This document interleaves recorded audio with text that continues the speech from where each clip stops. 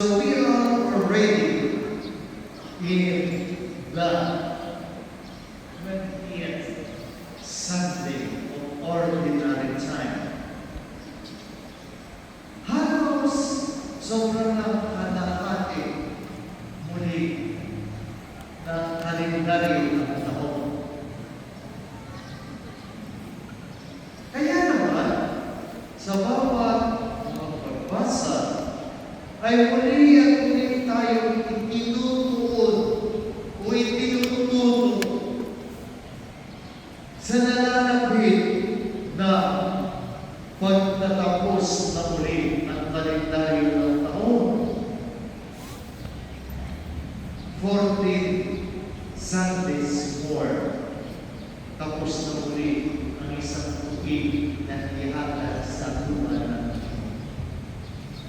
Upang muli natin tingnan ang ating sarili, ang ating ugnayan sa Diyos, sa pamamagitan ng pananampalataya, upang ikintal muli sa ating mga puso ang tunay na pag-asa. Sa realize natin bilang isang mananampalataya, ang kaligtasan, ang pagpapit, ang kalidad ng langit.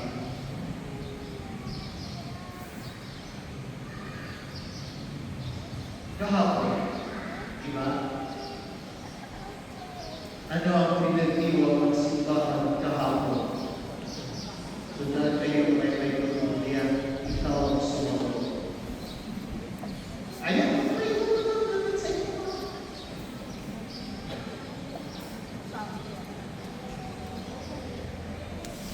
wala akong sa may pagmamalian. Ano? Ano na? So, sige, assumption. Anong ibig sabihin ng assumption? Salinity. Salinity or something.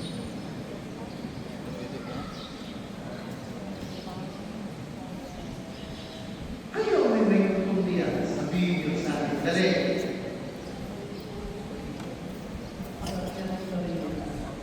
Ano?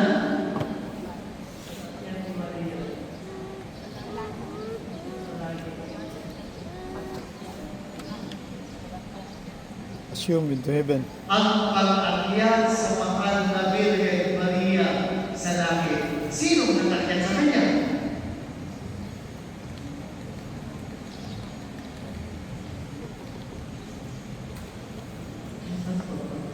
Ano? Sino pakita mo? Jesus.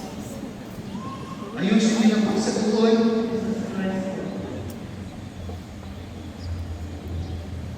Okay. Sapagkat hindi ko maunawa na sinasabi ninyo, hindi na tayo na pa. Parang kanina sa sabi mo, nagawin ako kung ano ba yung ginagawa ng Panginoon. Bakit wala tumaan? May hindi ka. I just don't know kung talagang alam natin kung ano ating sinasabi, kung nag-iiyak tayo na ayusin ang ating pagsabi. Sapagkat once that you are speaking, reading, or singing, hindi ikaw umaawit para sa sarili. Kundi, nagsasalita ako hindi para sa sarili ko, kundi para sa lahat na narito sa tayo. And therefore, as much as possible, I want to speak loudly and clearly so that whatever I say, it could be heard and understood by the congregation, not by myself. That is the purpose. Sapagkat minsan, nakakalimutan natin kung bakit tayo nagbabasa.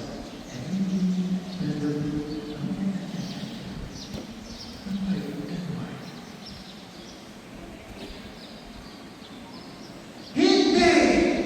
Sapagkat when we read the Word of God, we are proclaiming, we are being told with the Lord to proclaim His Word. Sometimes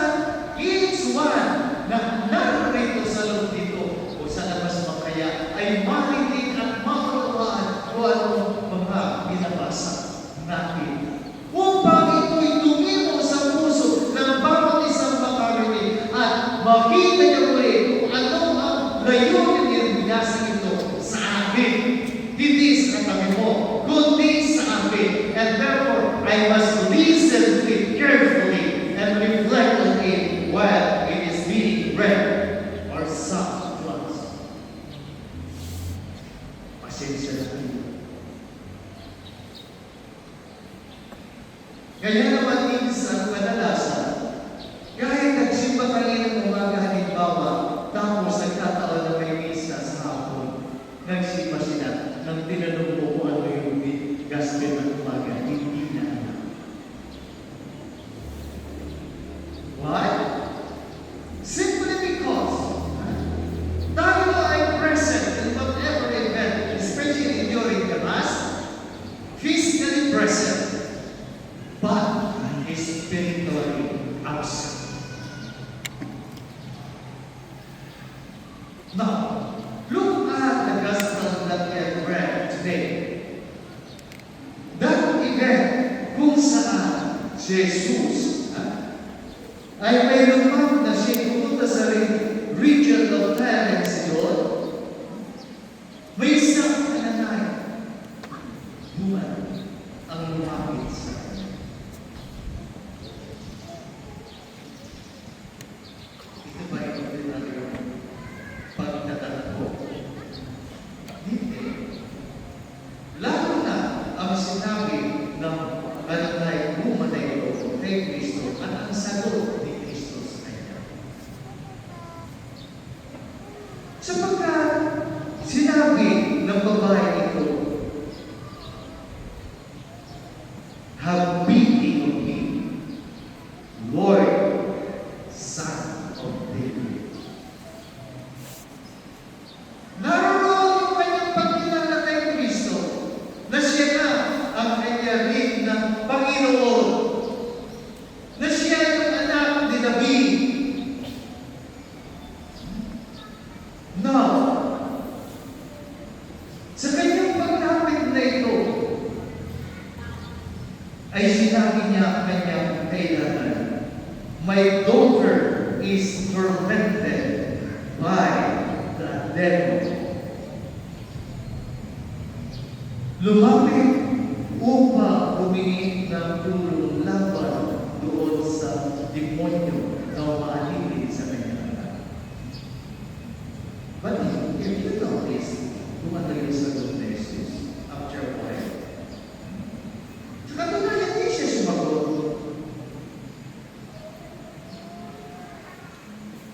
Kaya naman, yung kanyang pangalaga ang lumapit sa kanya upang pakiusapan o ano pa kaya, nagsabi na mga ito, palisin mo na siya. Nag-iingay lang siya.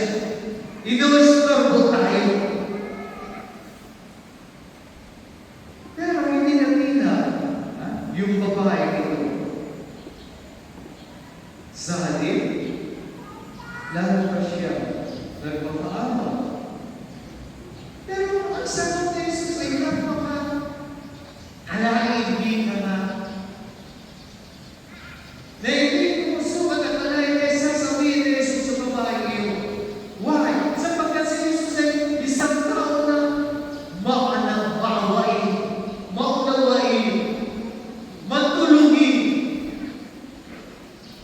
Pero bakit sinabi ni Jesus sa kanyang mga alagad sa babae ito, bilang tungkol sa kanya, I was sent only to the lost sheep of the house of Israel.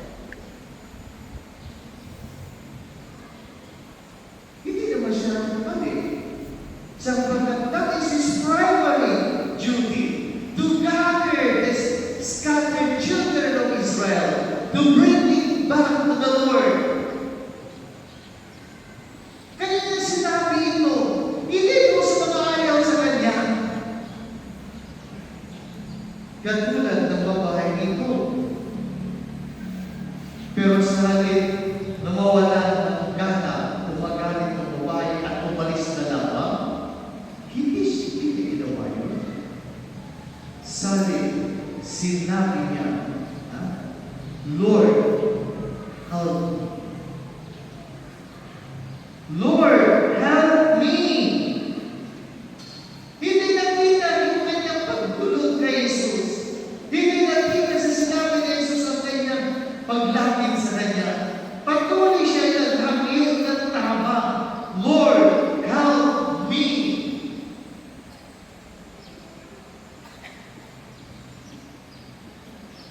Kaya tuloy ng salita sa Jesus, it is not right to take the food of the children and throw it to the dogs. Simple lang yan ang pananalig ng Jesus. No, it's not. It is a harsh word of Christ. Pero kahit gano'n ang salita ni Jesus sa babae iyon, hindi siya nahiya, hindi siya napahiya sa kanyang sarili, at lalo na hindi siya nawala ng pag-asa. Kaya hindi siya magsalita. Please, Lord, for even dogs eat the scraps that fall from the table of their masters. Ang ganda ng kanyang sagot. Tinanggap niya yung sinabi ni Jesus that it is not proper for the food of the children to be thrown into the dogs. Sa halip, narinig natin kung ano yung sagot ng babae. Narinig natin ang sinabi ng babae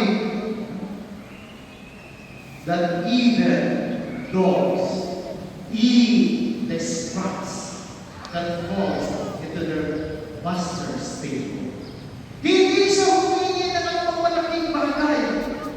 Hindi niya lang kahit magdamang yung buong na napulog sa table ng kanilang master. Kinakain iyon ng mga aso. Ganun ang kalaki ang pananampalataya ng babae.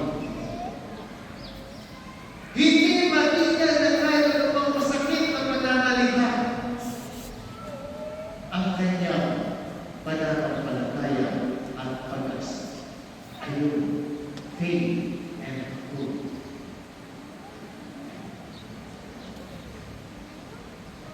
Kaya isang napakagandang bagay upang ating muling pagkilayan sa ating sarili. Gaano ba ako nananampalataya sa Diyos? Gaano ba ako nananampalataya kay Kristo? Gaano ba siya nakikita sa banal na Eucharistia, sa banal na Misa? Kung sakasakali bang dumating o dumarating o may dumating na bighati o pagsubok sa ating buhay, nananatili ba tayong tapat sa Diyos? Patuloy ba tayong gumagawa ng dapat natin na gampanan bilang pagtugon sa kabila ng mga pagsubok nito na binibigay o nadaraanan natin sa ating buhay?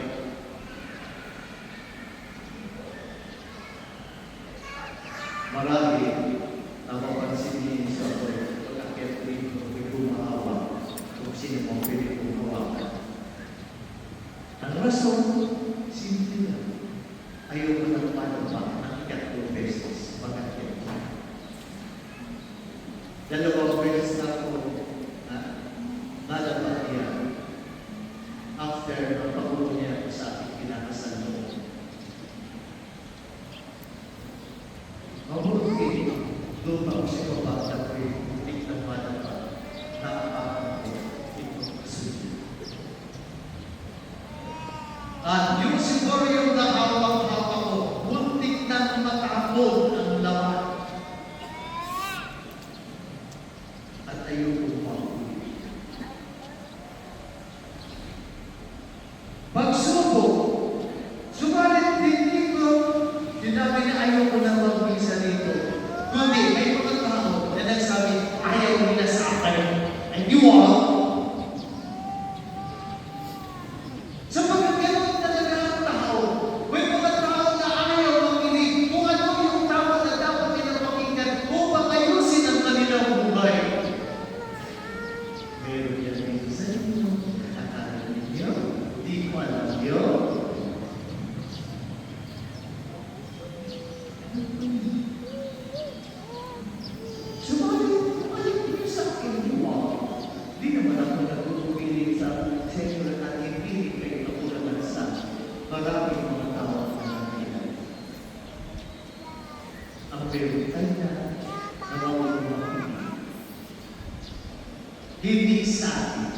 kundi sa salita ng Diyos na pinapaako sa kanya. Sapagkat, katulad ng babae ko, siya'y walang kayabangan sa kanyang puso. Wala siyang kayabangan sa kanyang sarili. Kaya nanuman na sinabi sa kanya ni Kristo sa simula, hindi nakatinag sa kanyang pananampalataya at hindi siya umalis upang iwanan siya. Kung ayaw mo ang bigyan, diwang.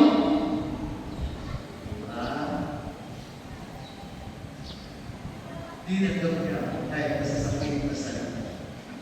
At dahil doon, nakita ni Jesus sa kanya, O woman, great is your faith. Dakila, napakadakila ng iyong pananampalataya. Kung kaya sinabi ni Jesus sa kanya, na ang hinihiling mo, hindi dapat ang sakit na ulo ng hinihiling mo sa iyo, kundi kung ano ang hinihiling. Ang kalaliman ng kanyang anak. See? And that very moment, the woman's daughter was healed.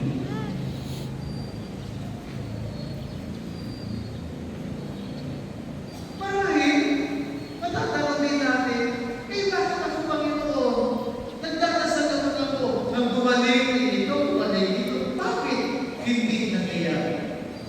Bago mo magtanong ng gano'n, tanongin mo muna ang iyong sarili.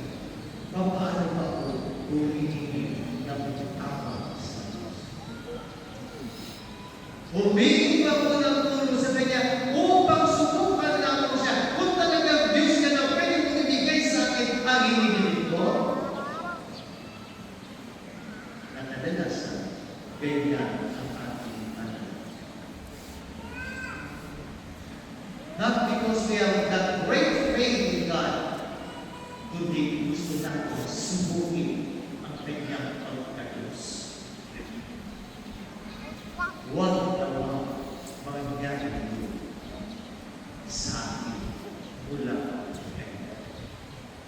Sana makita natin sa Kristo na at lumapit tayo sa kanya ng buhay at sinisiguro siya magkakaroon namin sa sinumang at tapat na bukli sa kanya ng dapat na tulong sa ito bukli hindi naman ang sarili bukli ng pagpalain mo tayo pero sa